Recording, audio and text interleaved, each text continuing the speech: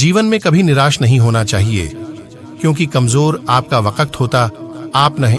जैसे तेल समाप्त हो जाने पर दीपक बुझ जाता है, उसी प्रकार कर्म के क्षीण हो जाने पर भाग्य भी नष्ट हो जाता है। समय कभी नहीं रुकता। आज यदि बुरा चल रहा है तो कल अवश्य अच्छा आएगा। आप केवल निस्वार्थ भाव से कर्म कीजिए और वही आपके हाथ में है।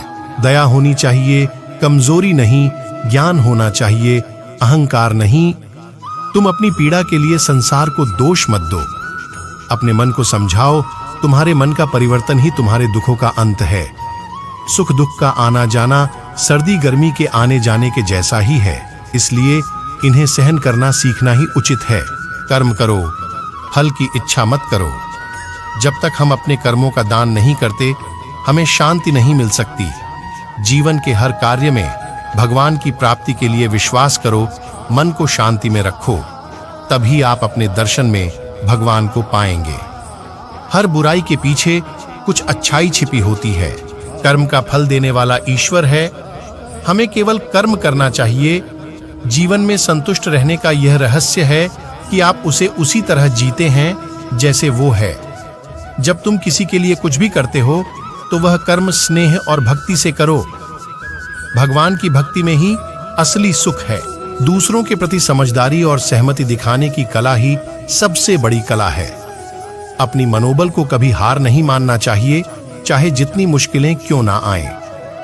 भगवान श्री कृष्ण हमें यह सिखाते हैं कि जीवन का मकसद न केवल भोग है, बल्कि सेवा और भक्ति के माध्यम से हम अपने आप को परमात्मा में लीन कर सकते हैं। श्री कृष्ण का संदेश है कि हमें अपने कर्मों का परिपूर्ण निष्काम भाव से करना चाहिए और फल की चिंता नहीं करनी चाहिए, क्योंकि भगवान ही हमारे साथ हैं और वही सब कुछ नियंत्रण में रखते हैं।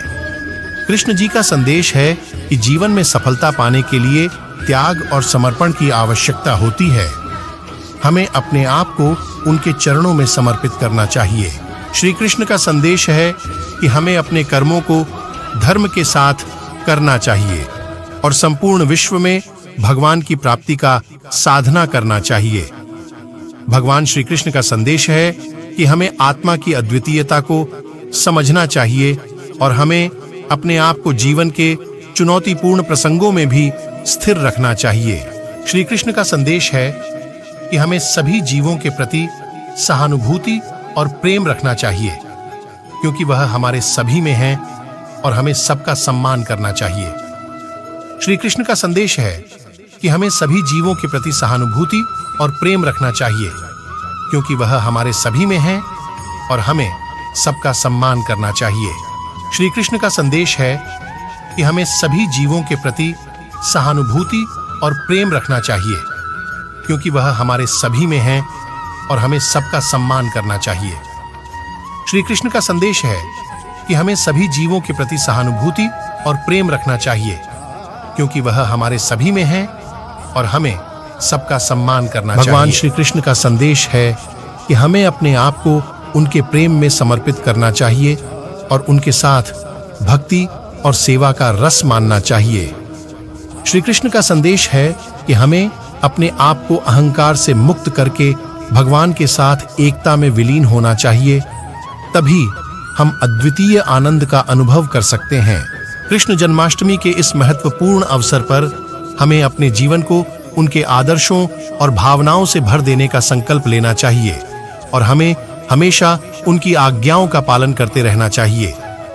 आत्मा के स्वामी बनो, आपकी आत्मा सबका स्वामी बन जाएगी। अहंकार करने पर इंसान की प्रतिष्ठा, वंश, वैभव तीनों ही समाप्त हो जाते हैं। जीवन में कभी भी किसी से अपनी तुलना मत कीजिए। आप जैसे हैं सर्वश्रेष्ठ हैं। बुरे कर्म करने नहीं पड़ते, हो जाते हैं, और अच्छे कर्म होते नहीं करने पड़ते हैं। जो अपने मन पर नियंत्रण नहीं रखता, वह स्वयं का शनय शनय शत्रु बनता जाता है। स्वार्थ संसार का एक ऐसा कुआं है जिसमें गिरकर निकल पाना बद्धा कठिन होता है। मनुष्य अपने विश्वास से निर्मित होता है। जैसा वो विश्वास करता है वैसा वो बन जाता है। जिसे तुम अपना समझकर मग्न हो रहे हो, बस यही प्रसन्नता तुम्हारे दुखों का कारण है।